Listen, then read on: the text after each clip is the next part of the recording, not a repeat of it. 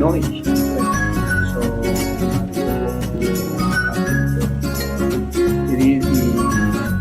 ipapakita sa inyo na chocolate nagsasabi ito po yung titigman natin talagang ito po ay ika nga pwede natin panapat sa mga imported makikita nyo po sa ating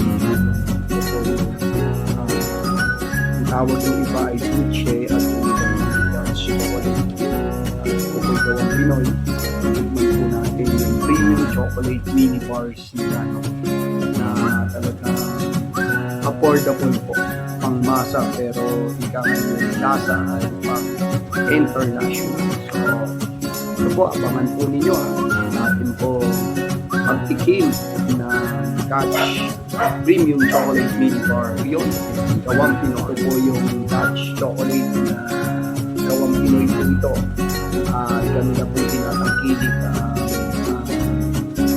cacao na Pinoy Pinoy so ito po yung kanilang premium chocolate mini bar so kaya mga vlog so titigman natin para malaman nyo po kung gaano na talaga masarap ito chocolate na ito talagang ika nga patok po ito no para sa mga Pinoy lasang Pinoy pero ang quality po niya pwede pa naman sa international na mga chocolate so ito na po panoorin niyo po ang ating pagtikim ng Dutch chocolate premium kanilang bar so tignan po ito na po mga ka-vlog ito na po yung chocolate na sinasabi sa inyo yan ang premium chocolate mini bar ng Dutch chocolate tangkilikin po natin sapagkat ito po igawang Pinoy mga ka-vlog so murang-mura lang po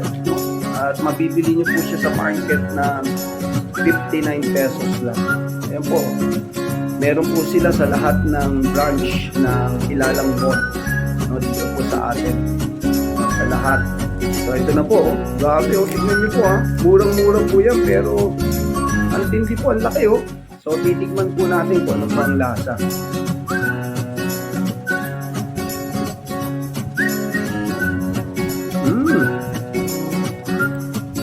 okay siya sarap siya at pwedeng pantapat sa mga chocolates ng mga sikat pero ito po gawang Pinoy ang balita ko po yung kanilang kakao ay nanggagaling po dito sa part ng Mindanao at tinatangkilik po talaga nila yung mga kakao no, na galing po dito sa atin sa Pilipinas so ang sarap nga niya totoo nga pala no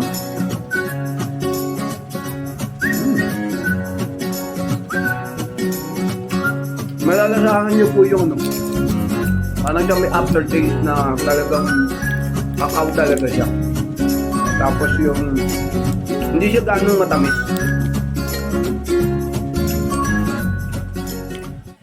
sarap nga yan no makakarami po kayo actually marami po silang variety ng chocolate nila meron din silang para sa mga diabetic po yung mahilig sa chocolate anong tawag dun sa chocolate na pang diabetic dark chocolate ayan no? Hanapin nyo lang po yung brand na ito ayan sabi nila Duce pero yung Dutch po yung iba yung tawag nila Dutch no, ayan po from Balmar's Food Marketing Corporation ayan, matatagpuan nyo po ang kanila pong pinakamalaking pabrika ay nasa Cagayan Valley Road Longos, Pulilan, Bulacan so yun po yung pinakamalaki nilang pabrika pagawaan po ng chocolate at imagine niyo po yung ganitong box affordable po 59 pesos lang grabe napakamura no kumpara sa mga international na mga imported na chocolate pero hindi po nagpapahuli masarap po talaga siya at Actually, talagang grabe makapaniwala dito. Ito, pangalawa ko na po ito. Yan. So, gusto ko lang po kasing i-promote natin at supportahan natin ang Gawang Pinoy. No? Gawang Pinoy po ito. Yung Gawang Pinoy. At ang mga products, materials nila ay talagang tinatangkilik po nila ang mga Pilipino. So, nakakatuwa po. Meron din yung sugar nila. I think gumagamit po sila ng stevia. Yun yung pinaka-sugar nila. Kaya hindi po ganong matamis. Ang sarap po.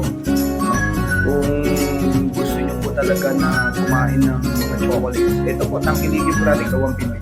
So, good evening po sa lahat ng mga vloggers natin.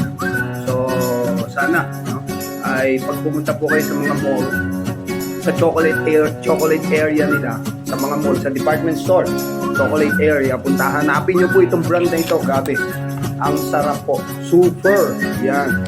Kaya ang kiligin po natin, don't forget po please subscribe po sa Ronski Vlog. Paki-like, follow, and share po. And also subscribe yung ating YouTube channel, Ronski Vlog. At sa Facebook account naman ay ang Matukina Ronaldo. No? Yan po, makikita nyo po yun. Paki-follow, share, and like po para ma-update po kayo sa ating mga upload ng mga videos lalo na sa ating po YouTube channel. So, good evening po sa lahat at God bless po. Huwag niyo pong kalilimutan at tangkilikin natin ang chocolate ito, Gawang Pinoy.